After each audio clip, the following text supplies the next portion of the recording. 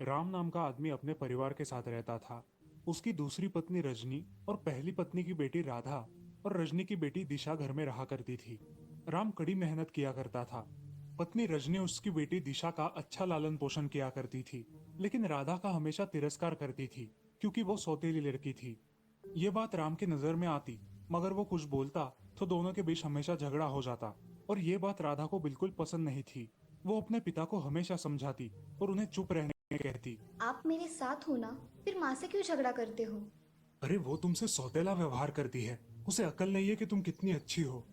आप माँ से लड़ते हो, ये मुझे अच्छा नहीं लगता। अच्छा नहीं लड़ूंगा, ठीक है। कुछ दिनों बाद राम जंगल में लकड़ियां तोड़ने जाता है।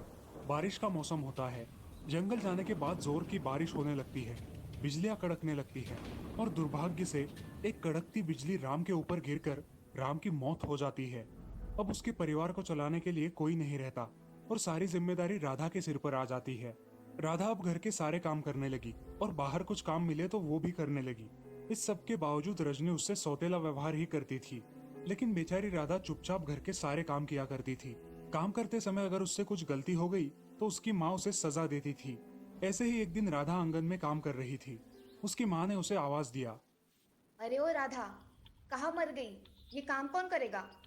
आई माँ। अरे जल्दी आ, क्या कर रही है? हाँ माँ, बोलो, क्या काम है?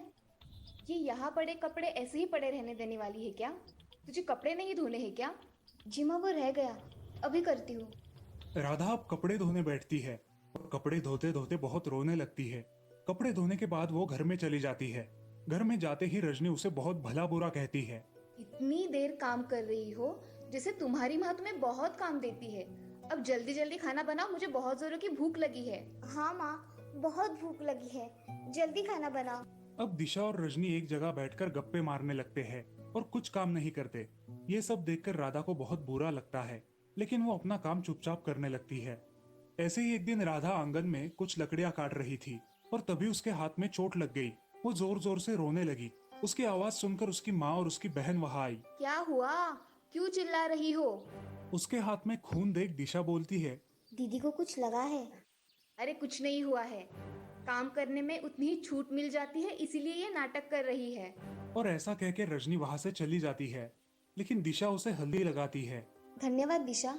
अब दिशा वहां से चली जाती है और राधा अपने माँ की याद निकालकर रोने लगती है। अगले दिन राधा फिर से काम करने लगती है। उसके हाथ में बहुत दर्द होता है, फिर भी वो काम करती ही रहती है। वो कुएं में से पानी निकालने जाती है और गलती से उसके हाथ से बाल्टी पानी में गिर जाती है। जोर से आवाज होती है। वो आवाज सुनकर रजनी बाहर आती है। क्या हुआ कलमुही? अब क्या नुकसान किया तूने? मेरा तो तू नुकसान ही कर रही है। कुछ नहीं माँ, हाथ से बाल्टी गिर गई। और कर नुकसान। जा चल, बाल्टी निकाल कर ला। मुझे तैरना नहीं आता माँ, मुझे डर लगता है पानी से, मैं नहीं जाऊंगी। तू मुझे क्या पागल समझी है क्या? राधा बहुत रोने लगती है। फिर भी उसकी माँ उसे बहुत भला बुरा कहती है और अगर बाल्टी नहीं मिली तो घर में ना आने के लिए बोलती है। अब राधा के सामने कुएं में कूदने के अलावा कोई उपाय नहीं बचता। वो भगवान का नाम लेती है और एक रस्सी की मदद से कुएं में उतरने लगती है। वो बहुत गहराई तक पानी में उतरती है, मगर उसे कोई बाल्टी नजर नहीं आती। वो और अंदर जाती है। अनजाने में वो एक सुंदर तालाब में आ जाती है। वो तालाब से बाहर निकलती है और उस तालाब के बाहर की दुनिया देखकर बहुत खुश हो जाती है। बाहर निकलने के बाद वहां के रास्ते पर उसे एक सेब का पेड़ दिखाई देता है जो रो रहा था। राधा उस पेड़ के पास जाती है और उससे बात करती है। हे सेब के पेड़, तुम क्यों रो रहे हो?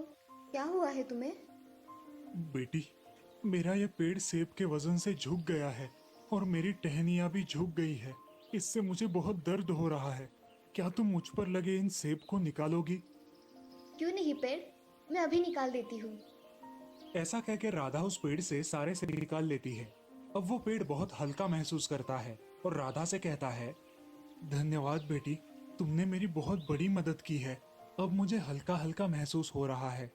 बेटी, तुम अब इस रास्ते से आगे जाओ। राधा उस पेड़ को धन्यवाद देके आगे बढ़ती है। आगे बढ़कर उसे एक गाय दिखाई देती है जो लंगड़ कर चल रही थी। वो गाय लंगड़ते हुए उसके पास आई और राधा से कहा। बेटी, क्या तुम मेरी थोड़ी मदद कर दोगी? हाँ करूँगी ना, बताओ, क्या मदद करूँ मैं आपकी? मेरे पैर में कांटा चुभा है, क्या उसे निकाल दोगी? बहुत मदद होगी तुम्हारी। हाँ, मैं निकाल देती हूँ। राधा गाय के पैर से कांटा निकाल देती है। कांटा निकालते ही गाय को बहुत अच्छा लगता है और गाय उसे आशीर्वाद देती है। मुझे मदद करने के लिए धन्यवाद। बेटी, अब तुम आगे जा सकती हो, और अगर तुम्हें कोई भी जरूरत हो तो तुम मुझे आवाज लगा देना, मैं आ जाऊंगी। अब राधा उस गाय के बताए मुताबिक एक पहाड़ी पर चढ़ने लगती है। चढ़ते चढ़ते रास्ते में उसे एक जंगल लगता है जहाँ बहुत सारे पशु पक्षी होते हैं। तभी एक चिड़िया उसके कंधे पर आकर बैठती है और उससे बातें करने लगती है। लड़की, तुम कहाँ से आई हो और यहाँ क्या कर रही हो? कुएं में मेरी बाल्टी गिर गई थी, इसीलिए उसे लाने के लिए मैं पानी में कूद गई और यहाँ आ पहुँची। यहाँ की दुनिया तो बड़ी ही अनोखी है। यहाँ के सारे प्राणी बोलते हैं क्या? हाँ, यहाँ के सारे जानवर बोल सकते हैं और अपने मुताबिक जी भी सकते हैं। इस जंगल को भगवान का आशीर्वाद मिला है। तुम अब आगे जाओ। ठीक है। अब चिड़िया जैसा बताती है वैसा ही राधा करती है। आगे जाकर उसे एक झोपड़ी दिखाई देती है जो घास से बनी हुई थी। राधा उस झोपड़ी के पास जाती है और उसका दरवाजा ठकठकाती है। तभी अंदर से एक बूढ़ी दादी बाहर आती है। तुम कौन हो और यहाँ कैसे आई? मैं इस जंगल में तालाब से आई हूँ और मुझे बहुत भूख भी लगी है। क्या आप मुझे कुछ खाने को दोगी? मैं तुम्हें खाना दूंगी, मगर उसके बदले में तुम्हें मेरा एक काम करना होगा। कौन सा काम करना होगा मुझे? तुम्हें घर की साफ सफाई करनी होगी और साथ ही साथ खाना भी बनाना होगा। हाँ, मैं कर लूंगी दादी। मुझे ये सारे काम आते हैं। दादी, मैं ये सारे काम करूंगी। दादी उसे खाने के लिए खाना देती है और राधा अब दादी के साथ ही उस झोपड़ी में रहने लगी। वो घर के सारे काम करने लगी और दादी को भी उससे लगाव होने लगा। ऐसे ही एक दिन राधा जंगल में घूम रही थी। वहां उसे एक सुंदर राजकुमार दिखाई दिया और देखते ही उसे वो पसंद आ गया। अब राधा बस उस राजकुमार के ही सपने देखने लगी। क्या सोच रही हो बेटी? तुम कुछ खोई खोई सी हो। दादी, आज मैंने जंगल में एक राजकुमार को देखा जो बहुत ही खूबसूरत है। बेटी, वो इस राज्य के राजा का बेटा है। वो बहुत ही दयालु और दिलदार है। कुछ दिन बीत जाते हैं। एक दिन राधा को अपने माँ की बहुत याद आने लगती है। वो ये बात दादी को बताती है और दादी उसे एक झरने के पास लेकर जाती है। राधा बेटी, तुम इस झरने से तुम्हारे घर पहुंच जाओगी। ये लो तुम्हारी बाल्टी। ये तो सोने से भरी हुई है। राधा झरने के नीचे खड़ी रहती है और उसके बदन पर सोने के आभूषण आ जाते हैं। दादी, ये किसके लिए है? ये सब तुम्हारे लिए है। अब ये झरना तुम्हें तुम्हारे घर तक ले जाएगा। ऐसा कहते ही राधा वहाँ से गायब हो गई और अपने माँ के घर लौट आई। माँ, माँ देखो, ये तो राधा है ना? इसके बदन पर कितने आभूषण हैं देखो, सब सोने के लगते हैं। रजनी भी वहाँ आ जाती है और राधा से पूछताछ करती है। राधा सब सच बता देती है। अब उसकी माँ लालच में आकर अपनी बेटी दिशा से कहती है, बेटा दिशा, तू भी उस कुएं से उस जंगल में जा और जल्दी से सोना लेकर आ। जी माँ, अभी जाती हूँ।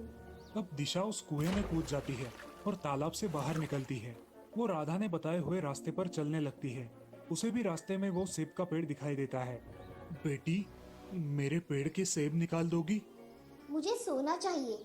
मैं तुम्हारे पेट के सेब तोड़ने नहीं आई हूँ। ऐसा कह के दिशा उस पेड़ को वैसा ही छोड़ के आगे चली जाती है।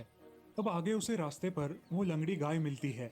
गाय उससे कहती है, बेटी, क्या तुम मेरी थोड़ी मदद कर दोगी? मैं यहाँ तुम्हारी मदद करने के लिए नहीं आई हूँ। मैं यहाँ सोना लेने आई हूँ। ऐसा कह के दिशा वहां से भी चली जाती है। आगे जाकर उसे वो घना जंगल लगता है और उसके कंधे पर वही चिड़िया आकर बैठती है। दिशा गुस्से से उस चिड़िया को पकड़कर फेंक देती है, जिसकी वजह से वो जख्मी हो जाती है। चिड़िया उससे कहती है, घमंडी लड़की, तूने मुझे जख्मी क्यों किया? मैं यहाँ तुम्हें जख्मी करने या तुमसे बात करने नहीं आई हूँ। मैं यहाँ सोना लेने आई हूँ। ऐसा कह के दिशा आगे चली जाती है। अब उसे पहाड़ी पर वो झोपड़ी दिखाई देती है। वो जल्दी जल्दी में उस झोपड़ी के पास जाती है और दादी को आवाज देती है। दादी, ओ दादी, कहाँ हो आप? अब दादी झोपड़ी से बाहर आती है और उसे देखकर बोलती है, कौन हो तुम बेटी? मैं राधा की बहन हूँ दादी। मैं यहाँ सोना लेने आई हूँ। अरे, तुम राधा की बहन हो? आओ, अंदर आओ। नहीं दादी, मैं यहाँ रहने नहीं आई हूँ। मैं यहाँ सोना लेने आई हूँ। अरे, राधा ने मेरे घर के सारे काम किए थे। मुझे वो सारे काम नहीं आते। मुझे सिर्फ सोना चाहिए। आप मुझे जल्दी से सोना दे दो। मुझे मेरे माँ के पास भी जाना है। तुम्हें बहुत जल्दी है जाने की। अच्छा, तुम ऐसा करो, तुम मेरे साथ आओ और इस झरने के नीचे खड़ी रहो। दादी जैसे कहती है वैसा ही दिशा करती है और झरने के नीचे जाकर खड़ी हो जाती है। तभी झरने का पानी दिशा के शरीर पर पड़ने लगता है और दिशा का रंग पूरा काला हो जाता है। अब वो उसका रंग देखकर दादी से बोलती है, दादी, झरने के पानी से मेरा रंग काला क्यों हो गया? मुझे सोना चाहिए, ये काला रंग नहीं। जिसका मन जैसा, ये झरना उसको वैसा ही फल देता है। राधा का मन साफ था, इसलिए उसको सोना मिला, और तुम सिर्फ अपने ही बारे में सोचती रहती हो, इसलिए तुम्हें इस जादुई झरने ने काला रंग दिया है। अब ये हमेशा तुम्हारे साथ रहेगा। अब तुम चाहो तो इस झरने से घर जा सकती हो। अब दिशा रोते हुए अपने घर पहुंच जाती है और घर पहुंचते ही अपने माँ से कहती है, माँ, देखो, उस दुनिया में कुछ नहीं मिलता। कौन हो तुम? और ये दिशा जैसी आवाज कहाँ से आ रही है? अरे माँ, मैं दिशा ही हूँ। मेरा रंग काला हो गया है उस दुनिया में जाके। ऐसा कैसे हो सकता है? ये कलमू ही राधा तो इतना सोना लेकर आई, और तुम ये काला रंग लेकर आई हो। अरे ओ राधा, कहाँ मर गई? जी माँ, आपने बुलाया? तूने मेरी दिशा को झूठ मूठ का बताया था ना? नहीं माँ, मैंने तो सही सही बताया था। ये ऐसा कैसे हुआ मुझे नहीं पता। अब रजनी उसकी बेटी के साथ ऐसा होने के बाद राधा से और बुरा व्यवहार करने लगी। वो अब दिन रात राधा से काम करवाने लगी। राधा का सारा सोना उसने अपने पास रख लिया और राधा को रोज परेशान करने लगी। ऐसे ही एक दिन राधा उस दुनिया के वो सुनहरे पल याद कर कर रो रही थी। उसे वो गाय, वो पंछी और दादी, इन सब की याद आ रही थी। राधा को उस राजकुमार की भी बहुत याद आ रही थी। अब राधा ने तय किया कि उसे उस दुनिया में वापस जाना है। राधा ने उस गाय को आवाज दी, हे जादुई गाय, क्या तुम सुन सकती हो? मुझे यहाँ से ले जाओ। अब वो जादुई गाय वहाँ आ जाती है और तभी क्या हुआ है बेटी? तुम ऐसे रो क्यों रही हो? क्या आप मुझे आपकी दुनिया में ले जा सकती हो, हमेशा के लिए? हाँ बेटी, ले जा सकती हूँ। चलो चलते हैं। तुम मेरी पीठ पर बैठो, हम वहाँ चले जाएंगे। राधा उस गाय की पीठ पर बैठकर उस जादुई दुनिया में वापस चली जाती है। अब गाय उसे उस जंगल में लेकर जाती है। वो जंगल एक बड़े नगर में परिवर्तित हो गया था। उसके बाद गाय उसे पहाड़ी पर लेकर जाती है जहाँ बूढ़ी दादी रहती थी।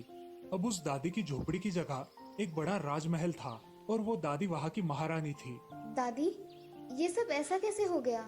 राधा, ये एक बहुत बड़ा नगर है जहाँ हम सब रहते हैं। जब कोई अनजान आता है तो उसके लिए ये जंगल बन जाता है। क्या हुआ राधा, तुम ऐसे अचानक यहाँ कैसे आई? मेरी माँ मुझे बहुत परेशान करती है। मैं चाहती हूँ कि मैं हमेशा आप ही के पास रहूँ। मेरे बाबा जाने के बाद आप ही ने मुझे इतना प्यार किया है। आपसे मुझे बहुत प्यार मिला है, इसी वजह से मैं आपके पास रहना चाहती हूँ। ठीक है, तुम यहाँ हमेशा के लिए रह सकती हो राधा। तुम्हारा अच्छा स्वभाव हमें बहुत पसंद आया, इसीलिए मैं चाहती हूँ कि आप मेरे राजकुमार से शादी कर लो और हमेशा के लिए इस राज्य में राज करो। मगर मैं कैसे दादी? क्यों? तुम्हें पिछली बार राजकुमार पसंद आया था ना? वो राजकुमार मेरा पुत्र है। क्या तुम उससे शादी करना चाहोगी? हाँ। दादी अपने पुत्र को राधा से मिलाती है और उस राजकुमार को भी राधा देखते ही पसंद आ जाती है। अब उन दोनों की शादी धूमधाम से होती है और राधा उस नगर की महारानी बन जाती है और खुशी खुशी उस राज्य में अपना जीवन व्यतीत करती है।